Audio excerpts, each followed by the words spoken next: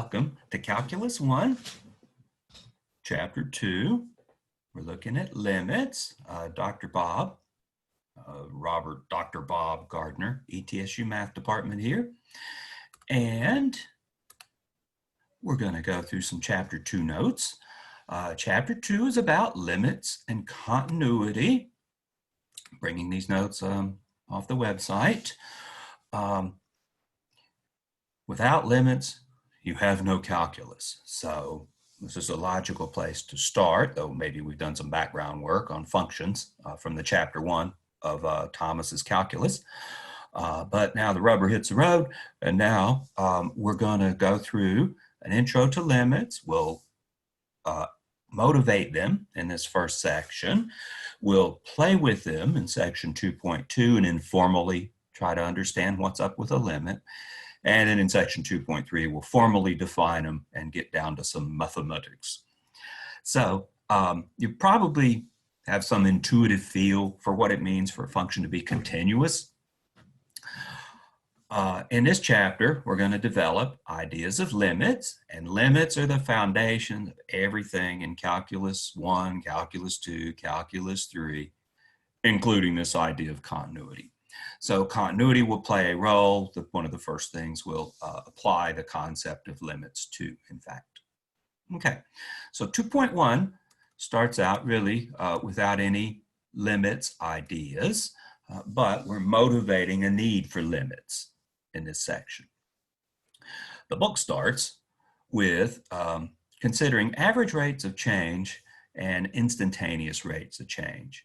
They start with this chap, a discovery of Galileo's, that if an object is dropped,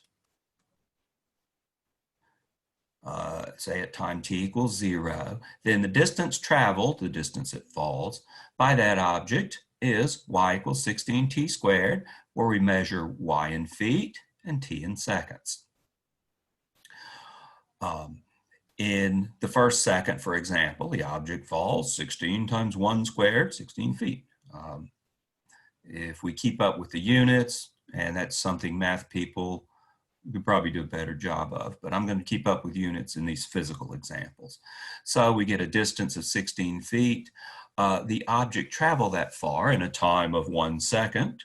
So its average speed over that 1 second interval is 16 feet in 1 second, 16 feet per second. In the first 2 seconds, the object falls. Well, 16t squared was how far it fell when t equals 2. Plug in 2 for time. 16 times 4 is 64, so it's fallen 64 feet. And its average speed over the first 2 seconds is the distance traveled, 64 feet, divided by the time, 2 seconds, 32 feet per second. Is the average speed between the time it was dropped and 2 seconds later. So we're going for computing average speeds. These will correspond to slopes of lines here soon. Something a little more interesting is what happens between second 1 and second 2. Well, you want to know the average speed, then you need to know how far the object moved and how long the time period concerned is. Between second 1 and second 2, so that's 1 second of time, but how far did the object move? We know it moved a total of 64 feet during the first 2 seconds, and it fell 16 feet during the first second. We computed both of those upstairs. So between second 1 and second 2, the object's moved, the difference of that. It's fallen 48 feet during that amount of time. It was a length of time of 1 second. So the average speed then is distance traveled by time, 48 feet divided by 1 second, 48 feet per second. So it's accelerating. During the first second, it averaged 16 feet per second. During the second, it averaged 48 feet per second. So it's going faster. It's accelerating as it falls. More of that in detail in the future. For now, we're just interested in average speeds. So more generally, if the distance an object has traveled is f of t at time t, For example, we could take that 16t squared that we had above. Then the object's average speed during the time interval, closed interval from t sub 1 to t sub 2, is found by dividing the distance traveled. Well, the distance traveled would be the difference of the locations, f of t sub 2 minus f of t sub 1. It's a difference in function values, divided by the elapsed time. And the elapsed time would be the difference in time, t sub 2 minus t sub 1. In other words, the average speed of an object over time interval t sub 1, t sub 2, where position or distance traveled is given by the function f of t, would be, as always, distance traveled divided by elapsed time. I'm going to indicate that with deltas. This is a Greek letter delta, indicate change in. It's the change in position divided by the change in time. It's f of t sub 2 minus f of t sub 1 divided by t sub 2 minus t sub 1. It's the change in function values divided by the change in time values or input values. For now, time. Later, we'll have x as an input value and f of x as an output value. One quick little observation. Now you line up these subscripted 2's and you line up the subscripted 1's. If I take the t sub 2's first in the numerator, I'll need to take the t sub 2's first in the denominator.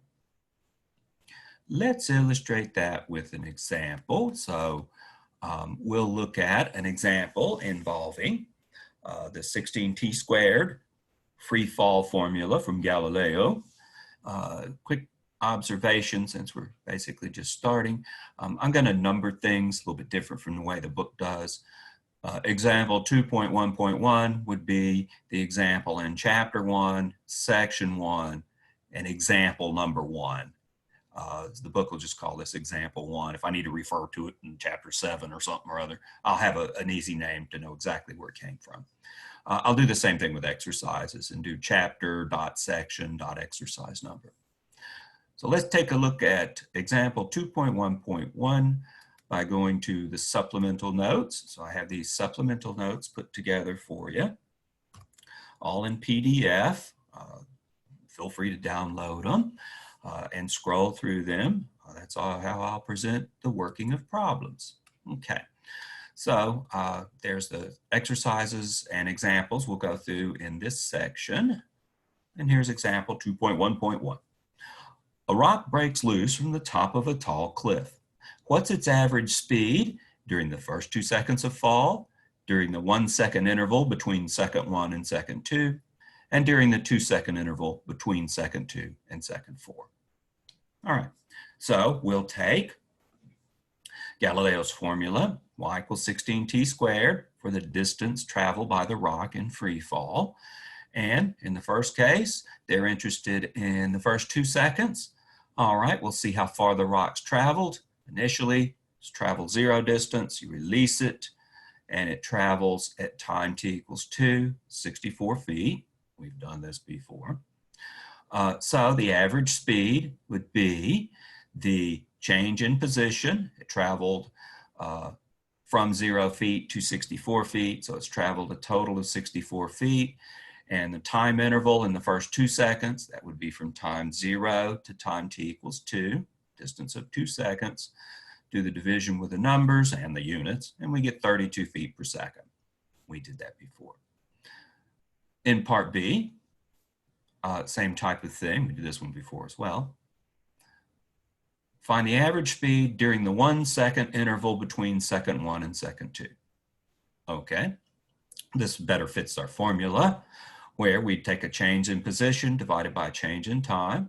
So we need to know position at time 2, plug in t equals 2 to Galileo's formula, 16 times 2 squared. We got 64 out. We just did that in part A. We need to plug 1 second in to that formula. You do that, you get 16 times 1 squared, you get 16 feet. So it's traveled 64 minus 16 feet between the first and second. And the length of that time interval is 2 seconds minus 1 second, of course, is 1 second. And we get 48 feet per second. We were just talking about that in the notes above. So you calculate average speeds by taking distance traveled by the time interval. We're ultimately going to be interested in instantaneous speeds. And part C was what's the average speed during the 2-second interval between second 2 and second 4. Okay, we need positions at both of those times. Where is it? How far has it fallen at second 4? Plug in t equals 4 into Galileo's equation. So we'll get 16 times 4 squared. 16 times 16, I guess is 256 feet. That's how far it's fallen in 4 seconds. We started taking an interest in this average speed at second 2. How far had it fallen after 2 seconds? 64 feet, according to part A. Okay, so it's fallen a total of 256 minus 64 over the interval in which we're interested. There's its location at t equals 4 seconds. There's its location at t equals 2 seconds. Take the difference of the function values and divide it by the amount of time. In this case, 2 seconds to 4 seconds is a time interval of length 2 seconds. Do the arithmetic. I won't bore you with the details. Subtract and you get, well, maybe I will bore you with the details. What do you get? 192. Divide that by 2. Yeah, that's 96 feet per second. So there's how we calculate average speeds. We got a lot more on our plate than calculating average speeds. But this average rate of change is a big idea in our motivation for limits. Make that a little bit larger. If we calculate the average speed of a free-falling object over a time interval, we're doing the same thing, just making more letters. Say t sub 0 to t sub 0 plus h. This is a time interval of length delta t. Subtract from this, subtract t sub 0 from t sub 0 plus h. That leaves you with h. Of course, that's the width of the interval. And we're taking our function to be 16t squared, taking our lead from Galileo. Then, what's the average speed over that interval? Well, we need to know the distance traveled, and we can figure that out by seeing how far has the object fallen at t sub 0 plus h, and subtracting how far the object has fallen at time t sub 0. So we'll plug in for t sub 0 plus h. All right, so that gives us this quantity here. This is how far the object has fallen at time t sub 0 plus h. You just take the time, plug it in for t. In this case, it's actually a sum, but it's just a straight substitution, and square. Subtract how far it's fallen at time t sub 0. Just plug a t sub 0 into the function, and I don't know what t sub 0 is, or h for that matter, so I'm just playing with the symbols, but this is what we get for the distance traveled over this interval of time. How much time was that? Well, I take the right-hand endpoint and subtract the left-hand endpoint, t sub 0 plus h minus t sub 0. Yeah, I told you it was going to be h, and that's why they introduced the parameter h to give us the width of that time interval. And that represents a change in time. We might also use the delta symbols down here. We're going to stick with the delta symbols when we need them. We're going to need them here in the first section, and they'll play a smaller role once we get to limits. They'll pop up again later on in some other limit-related things. But we won't see the delta t's too much in the immediate future after this section. But we've got a change in height versus a change in time. That's how you'd calculate average speed over an interval of this sort. All right, so what we're really interested in is an instantaneous speed. You're driving in your car, you've got the accelerator, pedal to the metal style, and the car, I drive very old cars, is slowly going faster and faster. And you look at the speedometer, and that tells you your instantaneous speed. Just take a picture of that, and at that point in time, it indicates the instantaneous speed. That's what we're trying to do here, is find instantaneous speed. We've got functions that represent positions as functions of time. We're going to approximate an instantaneous speed by taking a speed over a very short interval, a rate of change, an average speed over a very short interval, and see what happens when the length of that interval, which we're representing with h, say, gets very small, gets close to zero. Close to is what we're trying to make sense out of. All right, so we're interested in instantaneous speed. If we take the length of the time interval to be very small, whatever that means, there's no minor feat. It's going to take us 3 sections to really define what very small means. Then we got to get a good approximation. Okay, it's an approximation, not a precise value, if we do these very small things. But we'll get an approximation to the instantaneous speed at time t sub 0. Now, I'd like to just make the length of that interval 0 and then see what happens, but we can't divide by 0. We can't take h to be 0, which is why we've got to have this conversation about h being very close to 0. We can't divide by 0. You can't divide by 0. You'll never divide by 0. Let me emphasize that a little bit. You cannot now, nor at any point in your future mathematical career, divide by 0. That's not a math thing. You're not going to take square roots of negative numbers in Calculus 1 because I won't let you. You're not going to divide by 0 because nobody can divide by 0. The thing with a square root's a negative. Yeah, there's complex numbers out there. I know that. But we got enough on our plate to deal with real numbers. So there's something fundamentally different in taking square roots and negatives. That's something that you can do in a more advanced class. We ain't doing it in here because we got enough trouble. Division by 0, you're not doing it in here. Nobody's doing that. There's not an advanced math class out there somewhere where people are dividing by 0. This is fundamentally different. There is an advanced math class out there where people are doing calculus with complex numbers. It's ETSU's complex variables class, in fact. But no division by 0 now, in the past, or in the future. That ain't a thing. But that's why, to find instantaneous speeds, we have to approximate and take h to be close to 0. How good is the approximation? I don't know. However close h is to 0, I guess. So close to small values, these are the things we're trying to define in these first 3 sections. All right. We're going to make a table of values. I don't like making tables of values, but it's a reasonable thing to do in the very beginning. Make a table of values based on taking t sub 0 equals to 1 second and t sub 0 equals to 2 seconds, and taking h, or delta t, to be small values.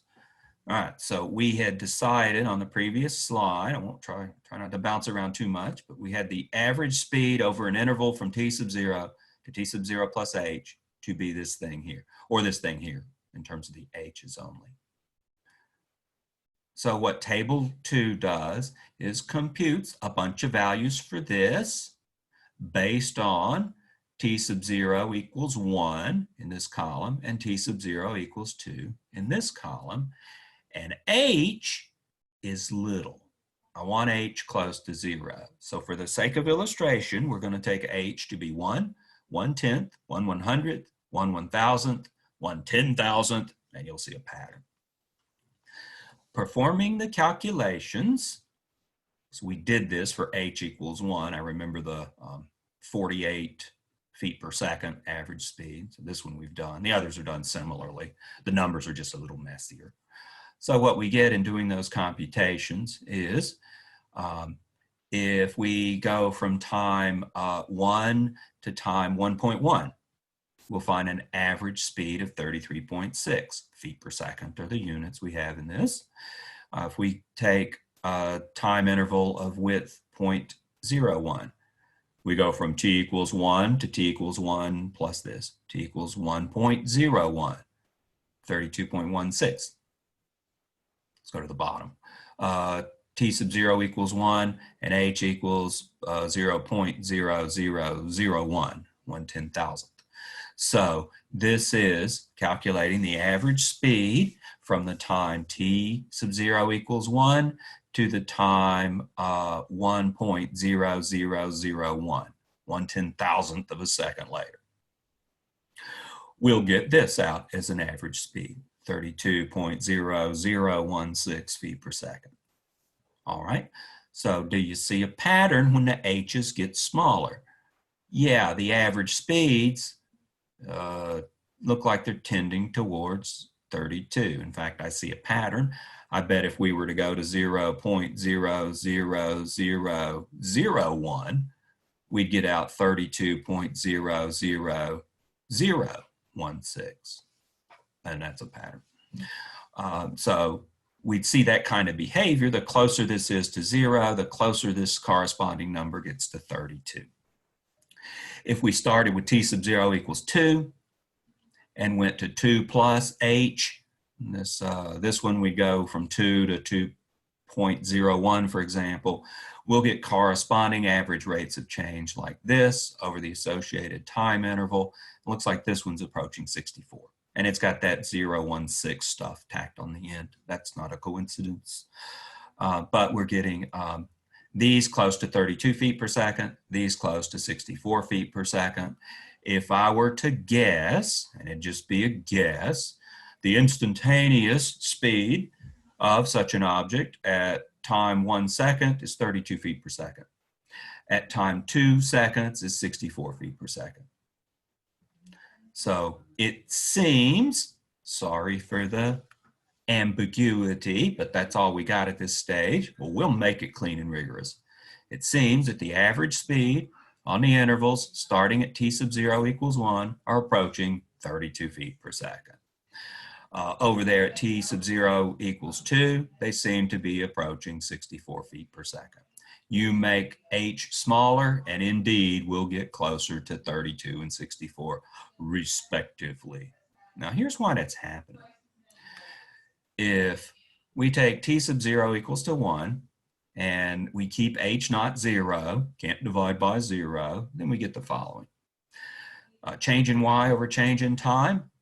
Okay, we plug the 1 plus h in and the 1 into the function. This is the t sub 0 and t sub 0 plus h. Let's actually elaborate on that a little bit by multiplying out. Here we've got a 1 plus h squared, so we'll square that out and get 1 plus 2h plus h squared. Foil it if you like. That produces this from the squaring. See, if we multiply it out, here we get a 16. There's a minus 16. Those will cancel. Then we're left with a distribute 32h plus 16h squared. 32h plus 16h squared. This 16 and that negative 16 are gone. So we simplified there. I can factor an h out of the numerator, and we get h times 32 plus 16h divided by h. All right. I told you h doesn't equal 0. That was still highlighted up here. I mean, that's our setting. I can say that this quantity and this quantity are the same if h doesn't equal 0. I kind of want to think of this function and this function. Now, this function, can I highlight it? Yeah, there we go. That function is not identical to that function. You can't just cancel the h's and expect to have the same function. What's the domain of the 32 plus 16h function as a function of h? Why, h could be anything. Nothing goes wrong there. Okay, what's the domain of this function? Whoops, what can h be? Get it highlighted, there we go. Well, h can't be 0 because you can't divide by 0. Nothing else goes wrong, but h equals 0. So the domain of this function is all real numbers h except for 0. The domain of this function is all real numbers, including 0. So those are not the same function. They're the same function except when h equals 0. And we've eliminated considering h equals 0. This seems like an awfully subtle, dull thing to belabor, but it's an essential concept behind the idea of limits. But anyhow, we've got h is not 0, so we can cancel. As long as h is not 0, these things are the same. When h equals 0, this one's 32 and this one's undefined. Can't divide by 0. All right, but if h is small, close to 0, but not 0, then what happens when I plug h in here? If it's close to 0, this is going to be close to 32. not equal to 32, but close to it. If h is close to 0, 32 plus 16h is close to 32. Whatever close to means. And that's a long story, and that's the story of the first 3 sections of this chapter. If we were to go through and look at t sub 0 equals 2 and do the same kind of computation, you'd find you get 64 plus 16h when h is not 0. Then when h is close to 0, but not equal to 0, we'd get out an average speed close to 64. Well, that's what we do. We're just guessing. At 1 second, I expect the instantaneous speed to be 32. At 2 seconds, I expect the instantaneous speed to be 64, given the information in that previous table. So this is just a little more algebraic argument that says, yeah, close to 32 and close to 64, whatever close to means. So what we're doing is guessing what happens as an instantaneous speed based on what happens for average speeds over tiny little intervals of time. What we mean by small, what we mean by close to, that's the major concept of this class and the topic we will address in some detail in the next few sections. Next 2 sections, we'll get it set up properly. It's a hard concept, and that's why it's taken us quite some time to get to the punchline. Okay. Let's generalize this idea a little bit. By talking about secant lines to curves. That's the plan on this. We'll have a definition below. We use what we just discussed, the above observations, to motivate the following definition. All right, so we're going to have a function f defined on an interval x1 to x2. Upstairs, we had the function 16t squared defined on the interval t sub 0 to t sub 0 plus h. We use that a little bit, but same idea, just different letters. One quick little observation. The book may refer to these functions as f of x or y equals f of x. I may refer to them simply as f. I mean, that's kind of like its name. So I'm calling it by its name when I call this function f. I don't need all the of x stuff necessarily to discuss the function. To compute with a function, I might. But I'm going to occasionally refer to functions by their names without all the decoration of this extra variable stuff. But we need a function that's defined on the interval from x1 to x2, and we're going to consider the line secant to the graph of y equals f of x, which passes through 2 points. So we've got 2 different points on the graph of this function, and we're going to denote them P and Q with x values, x sub 1 and x sub 2, respectively, and corresponding y values, f of x sub 1 and f of x sub 2. Now we'll take h, the change in the input variables. We had delta t before, now we got delta x. Change in the x values would be x2 minus x1. Change in the function values would be this function value minus that function value. So when we go through and look for the slope of this secant line, it's going to be exactly like what we had when we were doing average rates of change. So we're going to define, in fact, the average rate of change of a function as the slope of that secant line. See if I can get it all in the picture at once. I got a big picture of a secant line. All right, so we're defining the average rate of change of a function. We define average speed before, and this is the same kind of thing, only we've moved from that particular function to a function in general, y equals f of x, or f. Defining the average rate of change to be the change in function values, delta y, divided by the change in input values, delta x. Remember, delta means change in. So it's f of x2 minus f of x1 over x2 minus x1. That's rise over run. That average rate of change actually is the slope of this secant line. Now we're talking about a function. It started as a conversation about a function. I can't just yet talk about the slope of a function, though that's where we're going. That's the topic of chapter 3. Chapter 3 is about derivatives. But I can only, at this stage, talk about slopes of lines. And this average rate of change thing, it is a slope of a line. It's a slope of a secant line. Now, I've introduced a little bit more decoration in this to make it look like what we had before. If we take h to be x2 minus x1, that was the plan. And I see h in the picture here. It's the distance from here to here, so it's x2 minus x1. There's the distance h. Algebraically, we have h equals x2 minus x1. I could take the x1 to the other side, and we would have x2 equals x1 plus h. So we could replace x2 with x1 plus h, if you like, and also express this average rate of change as given here. Oh, and we said we're taking h to be x2 minus x1. Don't get blown away by all the letters. It just gives a variety of different representations for this average rate of change. Does this look familiar? Does this look familiar? Yeah. Let's scroll back up to average speed.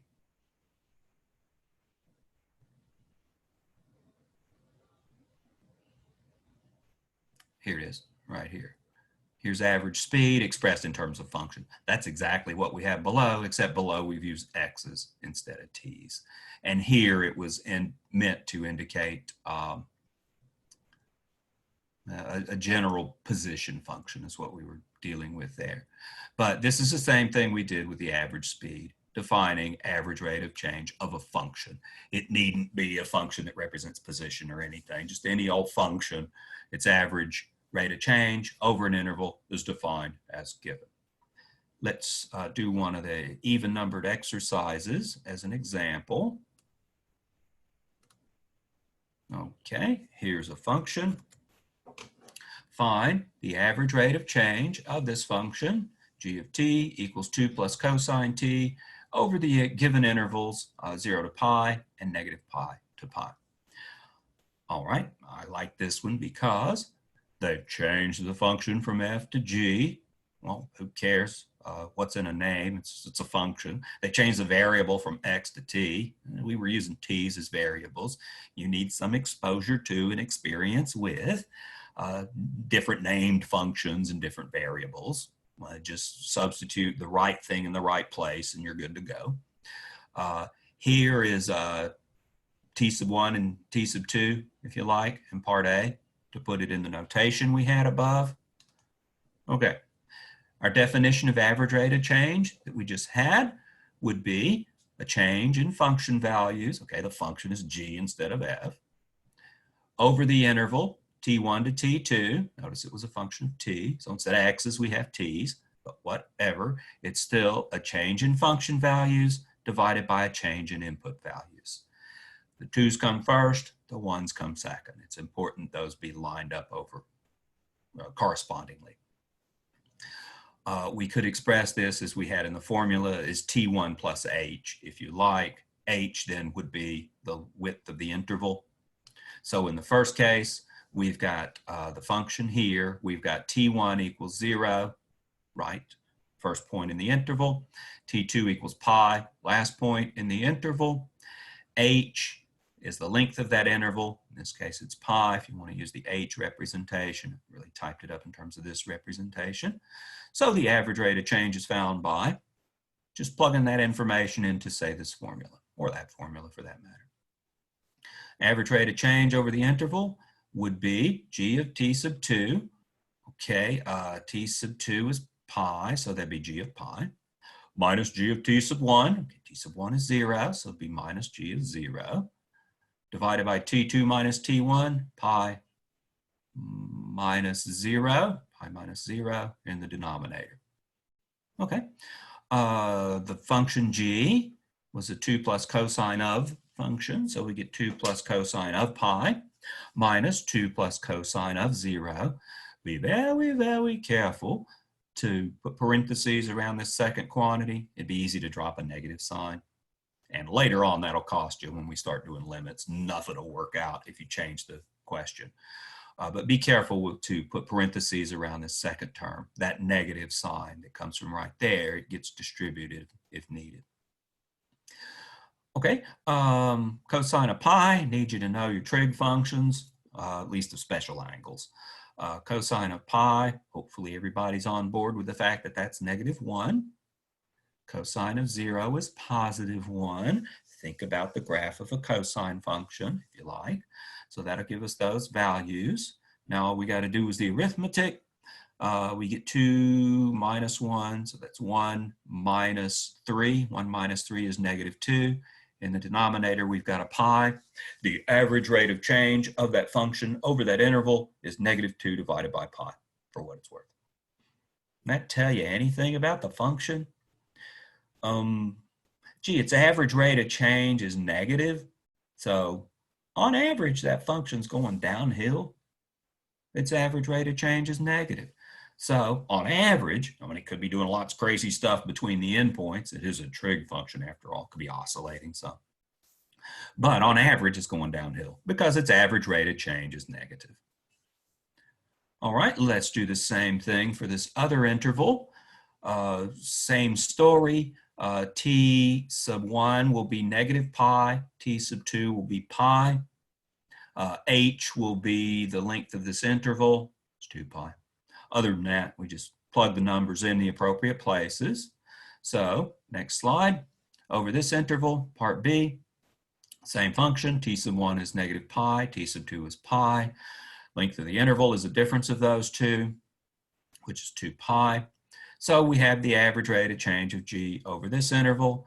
As before, plug in pi and -pi. In the denominator, you get pi minus -pi. Use this formula. We need the cosine of pi. I think we decided the cosine of pi was -1 a while ago. We need the cosine of -pi. Cosine of -pi is also -1. Cosine function has a symmetry with respect to the y-axis. If I plug in a number and it's negative, the cosine function will give out the same result. It's an even function. These are things you probably explored in pre-calculus. Anyhow, both of those cosines are -1. We take the difference. This is 1 minus 1. This is 0. 0 divided by 2 pi, 0. I get 0 in the denominator. We got a world of trouble. We get 0 in the numerator, so the quotient is 0. So the average rate of change of this function over that interval is 0. So on average, it doesn't change. Oh yeah, it was 1 at both of those endpoints. So it doesn't change on average over that interval. It's cosine function. It's oscillating up and down as cosine functions are wont to do.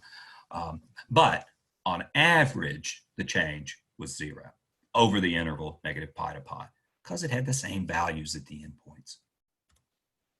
Back to the notes. Next up, we're going to talk about the slope of a curve. And Thomas's calculus takes the perspective that this is why we're doing limits in the beginning. I can live with that. It's going to require us to do some close to stuff.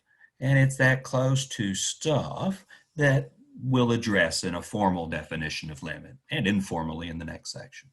Okay, speaking of informal, we now informally define the slope of a curve at a point P on the curve. At this stage, the slope of a line is defined. No problem. You know how to find the slope of a line. Take 2 points on it and do your rise over run thing. So we'll use this slope of a line idea as a starting point. We'll actually use the slope of a secant line as motivated by the previous conversation. We've looked at secant lines and now we're taking that idea and running with it. Okay, we define the slope. So here comes an informal definition. If it was a formal definition, I'd state it more formally. We define the slope of a curve at a point P as the slope of the line tangent to the curve at point P. So in the picture down here, there's a lot going on, but from figure 2.3, here's point P on a curve, and we want to define the slope of the curve. If you like the slope of the function, maybe it's y equals f of x. Define the slope of this curve at point P to be the slope of this tangent line. Do you know how to find the slope of this tangent line? Well, not unless you've taken calculus before, because that's one of the first things you address in calculus. So you don't have a geometric way somehow to magically find the slope of a tangent line to a curve. It requires some calculus stuff. So here's what we're going to do. To find this tangent line, we're going to approximate it by lines secant to the curve, which pass through point P. All these little lines over here pass through point P. And they pass through another point of the curve. Let's call it point Q. All right, so this horizontal line they've drawn here, we've got a line that passes through point P and through another point Q that's on that curve. Over here, here's point P. This darkest line passes through point P, and it also passes through point Q on the graph of that function. So point Q is another point on the graph of the function other than point P. Since we know 2 points, we can find the secant line. You can find the slope of the secant line. That's what we're talking about just upstairs. Actually, the slope of that secant line equals the average rate of change of that function over an appropriate interval. I'd have to find the x values corresponding to the points. All right, so we can find the slope of the secant line. What we're going to do is make point Q, think that it moves, and it's good to think about movement in time. And these are not necessarily functions of time or anything like that, but that's a good way to think of it to get a handle on what this limit stuff is about. If we make point Q really close to point P, whatever that means, then the slope of the secant line should be close to, whatever that means, the slope of the tangent line. To find the exact slope of the tangent line, well, that we need limits, and that we'll look at in the future. But for now, think of this as a dynamic problem. Think of it as if there's movement. We're looking for the slope of this little dark line here. Okay, what we're going to do is take a point Q on the curve, find the slope that results of a line passing through point P and Q when Q is way over here. Move Q closer, move Q over to here. There's a second point closer to P. It's on the curve as well. Find the slope of the line through P and this new point. Move it closer still, about where the arrowhead is. There's a new point, Q, maybe, closer to P. Find the slope of the line through P and this point Q that lies on the curve. Here's one closer still. Find the slope of the line through P and this point Q that's even closer to P. And look what these secant lines do. They sort of rotate about point P, and they're getting closer to the tangent line. So if we made Q really, really, really close to P, these secant lines would be really, really, really close to that tangent line.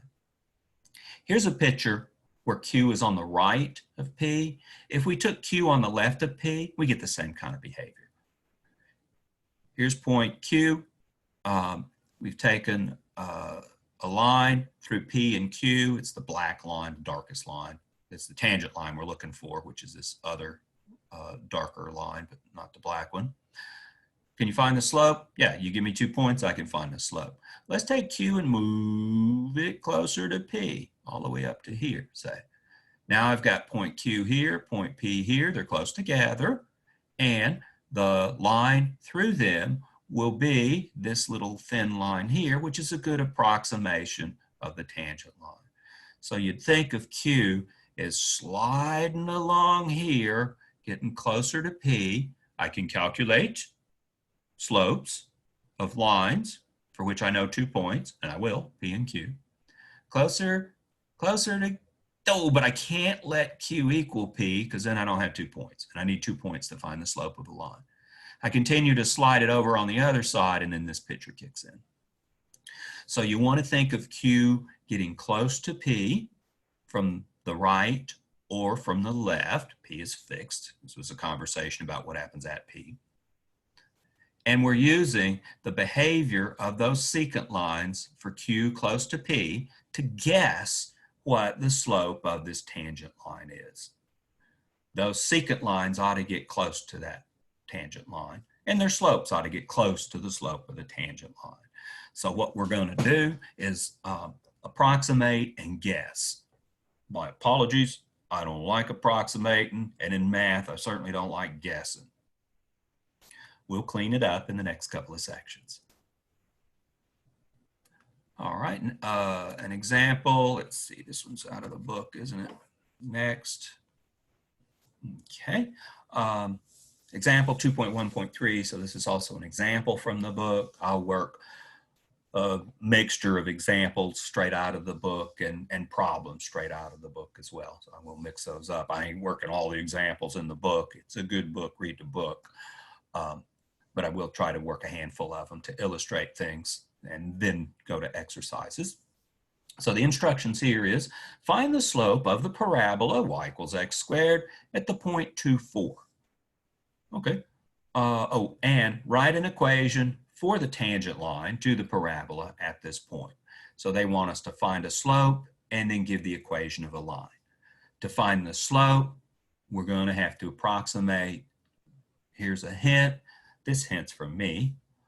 So I don't, the example in the book, well, they give some argument along these lines. So my hint comes to you as choose a second point with x coordinate 2 plus h, and whose y coordinate is, well, what we get by plugging that x coordinate into the function, squaring that x coordinate. So we'll have a second point, 2 plus h, comma 2 plus h squared. On the curve, the y coordinate is the square of the x coordinate. Y coordinate's the square of the x coordinate, so it's a point on that curve. And we're taking h not equal to 0. And we got our reasons for doing that. H equals 0 is going to cause some division by 0, and you can't do that. All right, so the idea will be h is really small. So the hint is pick that second point, compute the slope of the secant line, PQ, and guess, oh, wait, guess what happens when h is close to 0. We'll have a clean way to deal with it in the near future. For now, we're just approximating and guessing. All right, here's a picture from the book. Plan is, we'll take the point 2, comma 4. Okay, there's the point 2, comma 4 right there. We'll go over a small amount h. Let me make it not so small in a picture so you can see what's going on, but conceive of it as really a small step to the right. And we could also step to the left and we'd have similar behaviors. But for the sake of a picture, pretend this is 2 plus h. All right, what do you get out for a y coordinate when you go up to the curve? 2 plus h squared, because the curve is y equals x squared. Plug in x equals 2 plus h, get out y equals 2 plus h quantity squared. Okay, we want the slope of this secant line through point P and point Q. Easy enough, it's a rise over run deal. All right, so the slope of the secant line, notice the states in verbiage, the slope of the secant line is given as change in function values, that's the rise, divided by change in x values. That's the run, if you think of slope as rise over run. The change in y values, delta y, there's that thing again, is, how far is it from here to here? We'd measure along the y-axis. Y coordinate up here is 2 plus h, quantity squared. Y coordinate down here is 4. So the distance is 2 plus h squared minus 4. How far is it from here to here? Well, it'd be this x coordinate minus this x coordinate. So that'd be 2 plus h minus 2, 2 plus h minus 2. Looking at a slope formula here, we've looked at some other things very similar to this. Those other things are really slope formulas, it turns out. The 2's cancel in the denominator and we're dividing by h. You probably should have seen that coming. Yeah, that's the distance from here to here. That's the run part in rise over run. All right, so we get the h parameter down here. Let's multiply 2 plus h out, 2 plus h squared. Foil it, you'll get 4 plus 4h plus h squared. Subtracting 4 here, I can cancel the 4 and the negative 4, leaving us with 4h plus h squared over h. I can factor an h out of the numerator. And I can cancel those h's unless h could be 0. H ain't 0. It says right here. H is not 0. It says up here too. H is not 0. If h could be 0, we got problems starting from the beginning because we got division by h. But if h is non-zero, we're good to go. And we can cancel those if we know h is not 0 to get 4 plus h. All right. When h is little, what do you think the slope of the secant line is? In other words, when q is close to p, what's the slope of the secant line? Well, if h is little, then 4 plus h is close to 4. If h is close to 0, 4 plus h is close to 4 plus 0. It's close to 4. Slope of the secant line through the point is given by 4 plus h, where h is not 0. That's what we just computed on the previous page. So, again, for h close to 0, we've got point P close to point Q, and we've got the secant line. By the way, the secant line then has a slope close to 4 plus 0 equals 4. The secant line is close to the tangent line, like when we were looking at the pictures, pretending those secant lines were rotating around, becoming close to tangent lines. So I guess the slope of the tangent line is 4. 4 plus h, and h can be made really close to 0, then m can be made really close to 4. Geez, if I could make h equal to 0, I could make the slope equal to 4. But I can't make h equal to 0. That's where all the limit stuff's going to come in. So we approximated, and we guessed 4. And it should be a geometrically reasonable guess and an algebraically reasonable guess. So we're guessing the slope is 4. They wanted something else. They wanted the equation of the tangent line to the parabola. All right. We got a point. It passes through the point 2, 4. Call that x1, y1. And we know the slope is 4. Well, we guess the slope is 4. Point slope form of a line, y minus y1 equals mx minus x1. Okay, I know x1 is 2, y1 is 4, and the slope m is 4. Plug that stuff in, simplify, and we get y equals 4x minus 4. Does this really have slope 4? Yeah, it's an mx plus b style line, and its slope is indeed 4. This 4 here, the coefficient of x.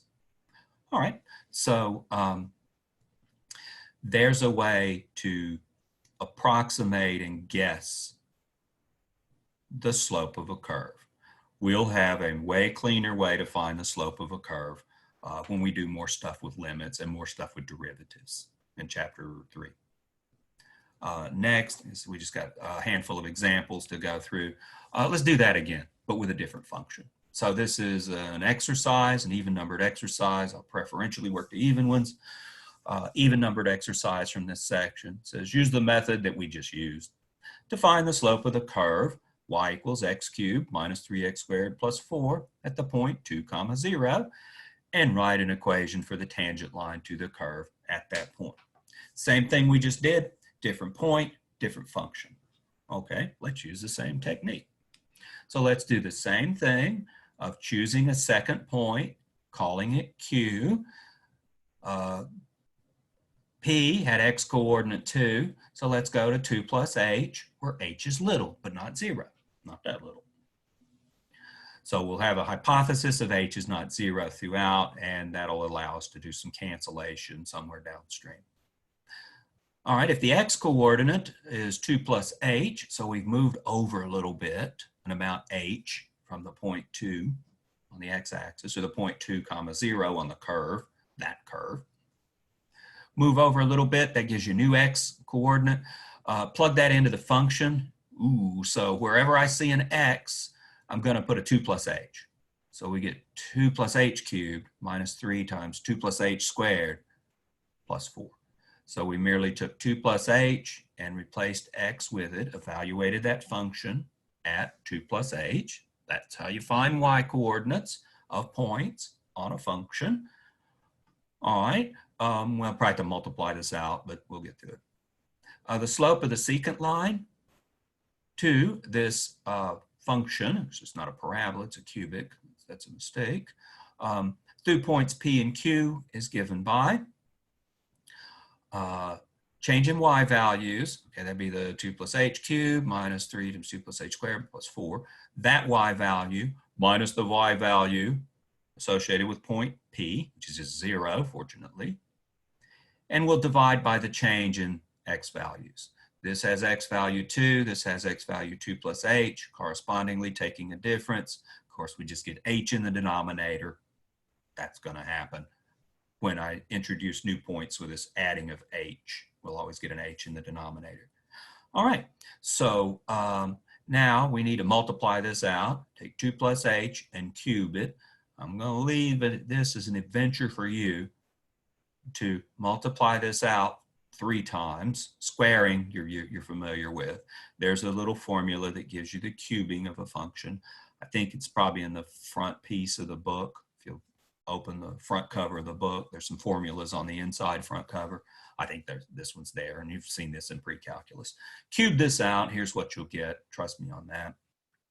Square this out, this is what you'll get. No need to trust me on that, so you know how to do that one for sure. And now let's start canceling whatever we can. How are the constants doing? We've got an 8 here, a negative 12 here, and a 4 here. What was that, 8 minus 12 plus 4? That's 0. So all the constants disappear. How about h's? 12h minus 12h, 0 h's. How about h squares? 6h squared distribute minus 3h squared will leave us with 3h squared. How about the cubes? There's this h cubed, and that's the only one. Denominator still carrying an h with it, so we get this quotient. We can factor an h squared out of the numerator, so let's do it. Can you cancel one of these h's with this h? Yes, if h is not 0, and it isn't. If h could be 0, we got a lot of problems, but it's not, so we can do the cancellation. So we lost one of the h's. I can distribute back if you like. We get h squared plus 3h.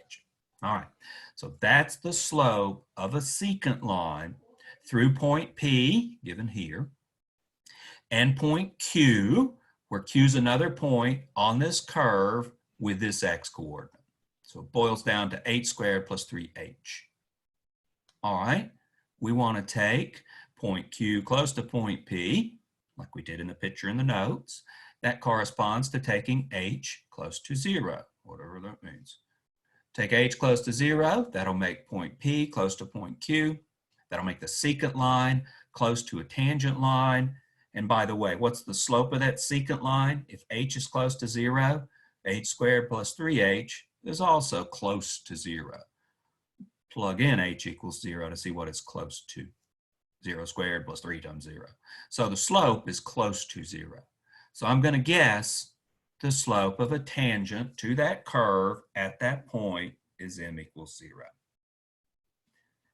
Just like before. So it's the same process as before. The numbers were just a little more complicated this time.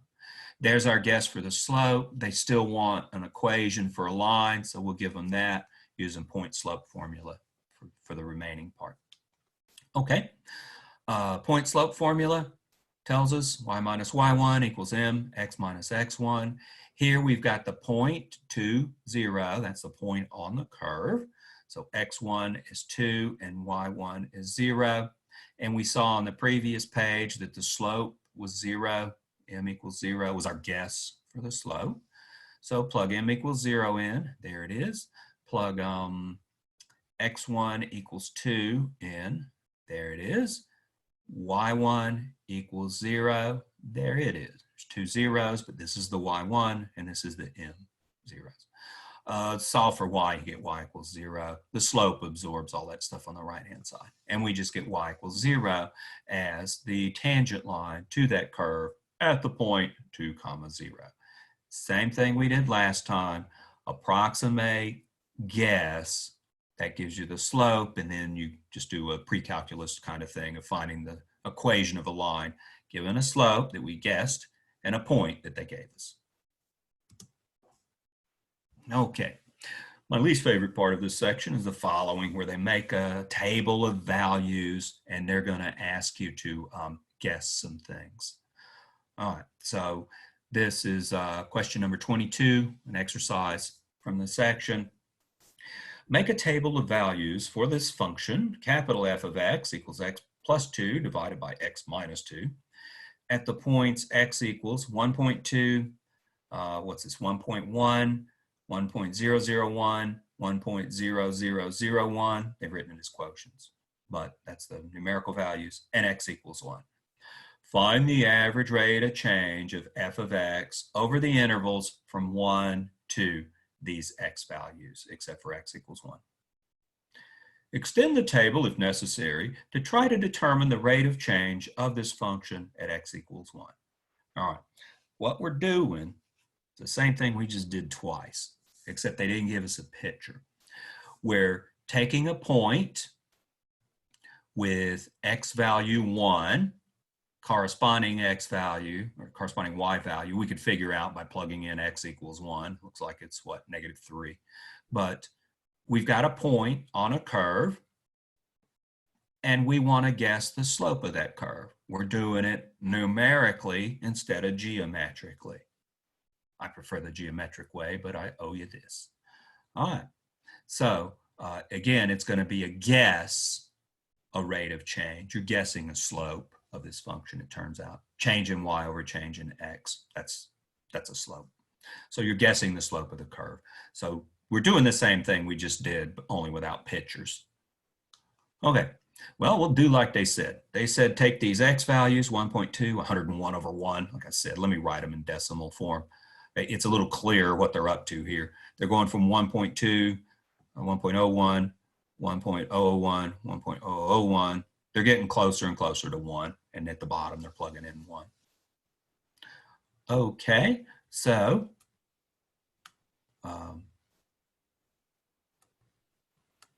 let's see. We plug in various things into the function. The function takes an input value, adds 2, input value minus 2. All right, so 1.2, 1.2 plus 2 over 1.2 minus 2. The arithmetic, that simplifies down to -4. And then the numbers start getting a little outrageous. Plug in 1.01. Okay, I put 1.01 in the numerator and the denominator, add 2 in the numerator, subtract 2 in the denominator, produces these numbers. We're dividing by 0.99, so that's going to give a horrible, actually an infinite decimal expansion is what you'll get out of this. It's -3.04040404040404, and this repeating pattern type thing will happen in the remaining two as well. Let me just approximate it like it says up here to 6 decimal places, being clear with these little approximately equal to symbols that I've done an approximation. So I'm trying to get something numerical that we can recognize. This is not very useful in recognizing a pattern numerically. All right, so we get -3.040404 to 6 decimal places here.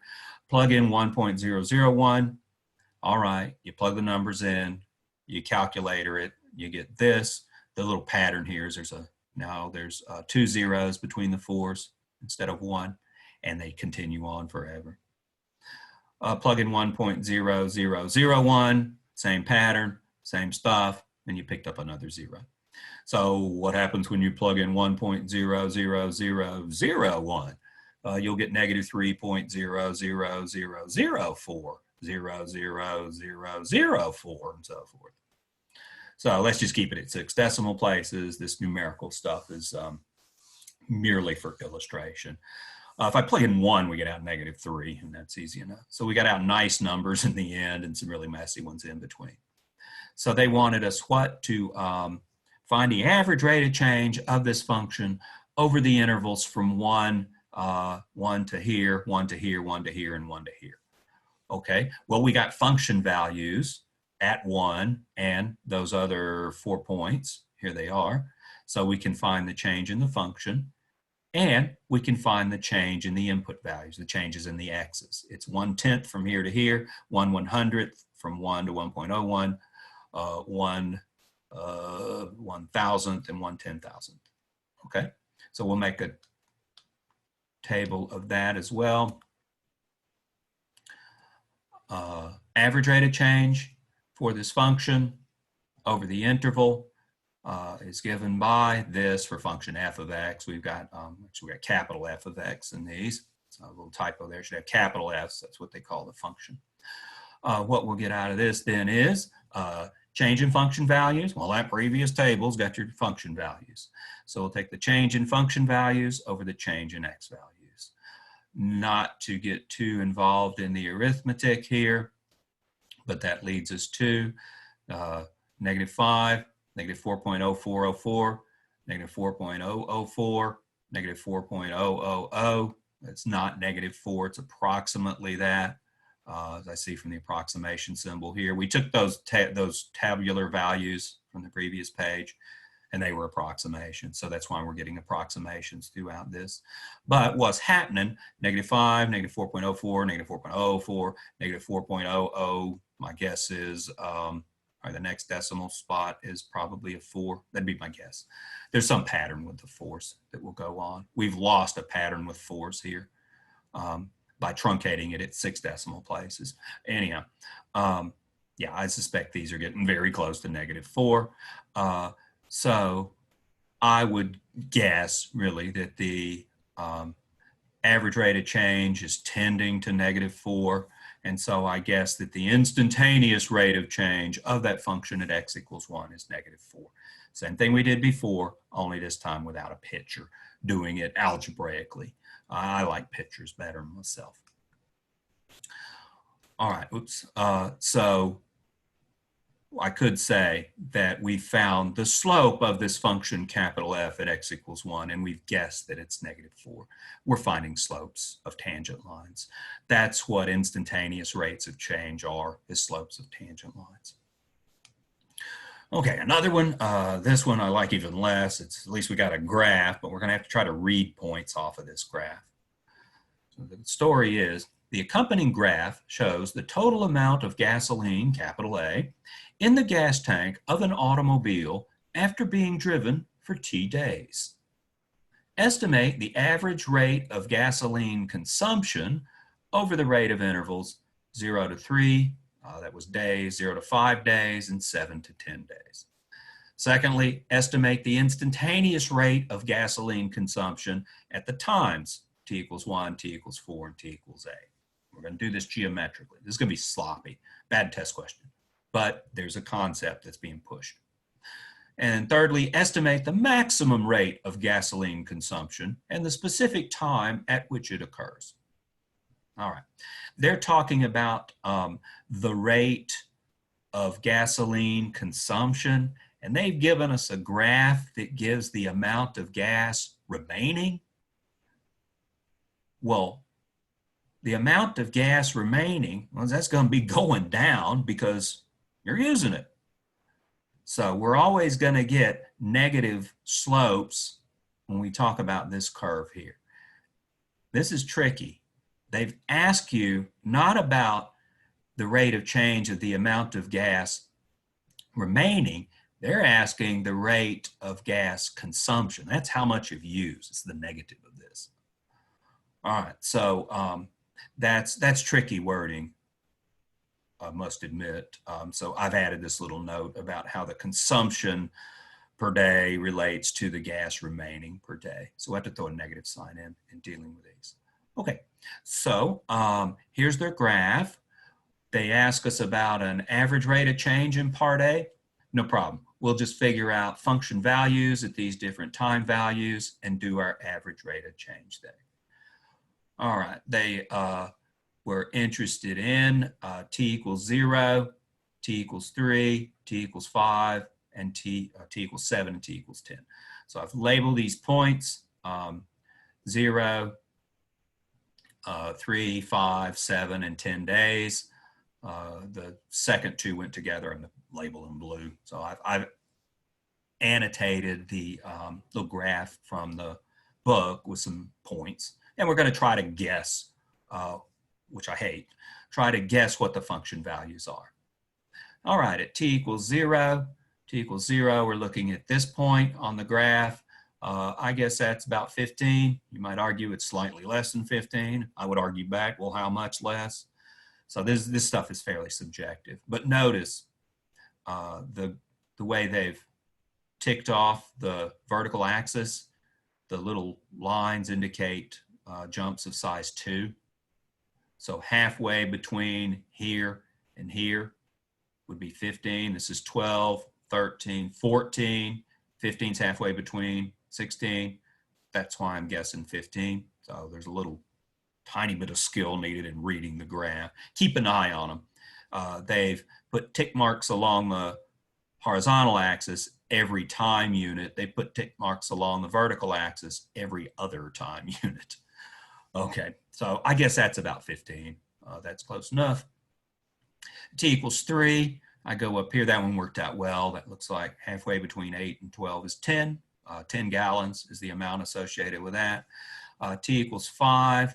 T equals 5. I go up to the curve. I've guessed 3.5 gallons. Yeah, it's halfway between these two marks would be 3 gallons. I'm guessing that's about 3/4 of the way. Arguable. At T equals 7, I'm guessing 1.5 gallons, about 3/4 of the way up there as well. Yeah, that's my guess. And these are guesses. With a graph of a function, all I can do is guess values unless they're really pretty numbers. T equals 10. Looks like we ran out of gas. So we got 0 gallons remaining, but that gives us from the graph the corresponding function values. All right, so if you want to know average rates of change, you're good to go. Time interval from 0 to 3, the average rate of change of gasoline consumption. Remember, I got to throw a negative number in because they wanted to know how fast we're using gas, not how fast the remaining amount of gas is changing. So we get a negative sign, change in amount divided by change in time. Okay, 0 to 3, we take 3 minus 0 for the time in the denominator. The function values at time 3 was 10 gallons. At time 0 was 15 gallons. So it'd be 10 minus 15. 10 minus 15 over 3 minus 0. That gives a -5 in the numerator, but there's a negative sign out front. Gives us a 5/3 fraction. Let's write these to a couple of decimal places, which is pretty optimistic that we've approximated things to 2 decimal places. But just for the sake of getting some numerical values out, we can easily recognize. 1.67 gallons per day is my guess of the average rate of gasoline consumption over those first 3 days. How about the interval from 0 to 5? Okay, the time span there is 5 minus 0 days. The gasoline present at day 5 was, my guess, 3.5 gallons. So we get 3.5 gallons. Initially, there were 15 gallons times 0. Same thing. It's a change in function values divided by a change in input values. Only new thing in this problem is a negative sign we had to introduce for reasons explained. That reduces to 2.3 gallons per day, 2.30 if you want your 2 decimal places. The interval from 7 to 10, okay, that involves the 2 blue points. Let's see, we were interested in the amount of gas at time 10. You were out of gas at time 10, day 10. Amount of 0. Day 7, you had 1.5 gallons left. So what we're looking at is 0 minus 1.5 over 10 minus 7. The 0 and the 10, the 0 and the 10 go together, and the 1.5 and the 7 go together. Right? So I've got those in their corresponding positions. And the arithmetic leads to, I guess, 0.5 gallons per day consumption there. These numbers make sense. This was an average rate of change. It was its biggest in the middle. Does that make sense? This was what, interval 0 to 5? Its average drop between 0 and 3 was apparently 1.67. Its average drop between 0 and 5 was more than that. Yeah, you use gas. Looks like you used it at a maximum rate somewhere around here. That's part of the question. So I'm foreshadowing later parts. You use less gas here at the end of the week. I mean, you're stretching it out till, well, to day 10. So it makes sense that we've got the largest rate of consumption in the middle because that's where the curve's dropping the fastest, where you're decreasing the amount of gas remaining at its maximum. Part B, estimate the instantaneous rate of gasoline consumption. Okay. Here, what we're going to do is guess tangent lines to curves. Remember, an instantaneous rate of change is a slope of a curve. It's the slope of a tangent line. So what we got to do is try to approximate that original curve at the points they're interested in, which are t equals 1, 4, and 8. Estimate them with little tangent lines. And that ain't easy, especially if you're doing these by hand. These are awful test questions. They're not even good homework questions. They're good for you to sit there and listen to me explain to you once and then kind of put these behind you. These are sloppy problems. We'll do elegant problems. But we're illustrating a concept here. So I want this instantaneous rate of change of this curve. All right. So let's approximate it with a tangent line. There's my approximation about t equals 1. About t equals 4, there's my approximation. About t equals 8, there's my approximation. What I did was draw what I thought looked like a reasonable tangent line, and I went one time unit forward and back and picked out another point. Now I'm going to calculate the slopes of these tangent lines using the black points. All right. At t equals 1, I estimate the negative of the slope. We've got that negative sign that pops in. So we're going to get positive slopes, positive answers out. We're getting negative slopes because the curve's going downhill. Okay. T equals 1. Let's see. I want to use the time value 0, and it looks like we're getting out about 15 there. 0 and 15. And the time value 2. And there it looks like we're getting out about 13, about halfway between. So we'll have, if you like, 13 minus 15 over 2 minus 0. The 13 and the 2 correspond. All right, the 0 and the 15 correspond. They're in the appropriate locations.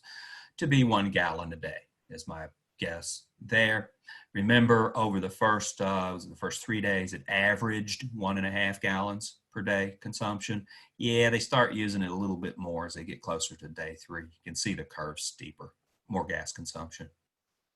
At t equals 4, I'm going to take this red curve, make an estimation, what we're getting for the endpoints of it at time 3 and time 5. At time 3 and time 5, I estimate 10 and 2.5. At 3, I estimate 10. Yeah, good estimate. That looks reasonable. At 5, I've estimated 2.5. Well, we're part of the way between 2 and 4 and closer to the 2 side of things. It's a guess. My tangent lines are kind of guesses, and my output values are the best I can do reading off the graph. And similarly for the last little part.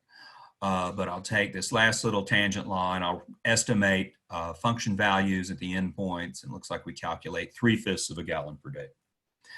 So it looks like using less gas, smaller rate of consumption here, 1 gallon a day. We got 15/4 here. That's what 3 3/4 gallons per day. That's a lot faster than we had over here, and a whole lot faster than we had over here. The curve is more shallow, and yeah, the slope was smaller as well. The slope was more shallow. The rate of consumption was 3/5 a day, smaller. So smaller at the end, bigger in the middle. Talking about the steepness of the curve. Their last part says, estimate the maximum rate of gasoline consumption and the specific time at which it occurs. All right, what that means is we're looking for the steepest point on this curve. Where is the curve at its steepest? I'm guessing somewhere around here. It gets a little less steep to the right of there and a little less steep to the left of there. We'll call this at some point a point of inflection. As a discussion about how the steepness is changing. But notice it's steepest somewhere around here. I guess we'd all agree to that. The exact point at which it's its steepest. I'm sure we could argue over that. So it's this little graph, it's hard to tell. I'm guessing right about there. And let's see, that's between 3 and 4, what, about 7/10 of the way, would you say? T equals 3.7. That's my guess. It's about 3.7. Let's take that, do our best to draw a tangent line because of the change in the concavity. We'll refer to this as a change in the concavity of the curve. On one side, the tangent line's above the curve, and on the other side, the tangent line's below the curve. It's still a tangent line. It's still trying to match up the slope of that curve at this point. I'll pick a couple of points off, moving to the left and right. If I quite went 1 unit this time, it's a little harder to match this one up, given the nature of the question. I've estimated we're looking at times here, what, 2.8, and over here 4.5. And I've approximated y values, reading off corresponding y values of 11.5 and 4. It's a real guess from the graph to try to estimate those. There's my approximations of that. So my guess is the maximum occurs at 3.7 days, and you grind the numbers there and get approximately 4.41 gallons per day. And that's the content of section 2.1. The big picture is average rates of change used to approximate instantaneous rates of change. I want to find slopes of functions, graphs of functions. Slopes of lines, no problem. You were doing that in 9th grade. Slopes of graphs of functions, we're going to approximate them with slopes of secant lines, and then make that approximation precise somehow. We just guessed in this section. In the future, we'll make them precise using limits. So there's section 2.1. All right, so that's our motivation for looking at limits. What we'll do in the future, in the next section, is informally define limits. And in section 2.3, we'll formally define limits. And then all this, I'm guessing stuff, that'll be off the table. We'll have precise ways to calculate limits, precise ways to calculate slopes of tangent lines. We'll be doing calculus. I can't wait. I will see you soon in section 2.1. Have a nice day.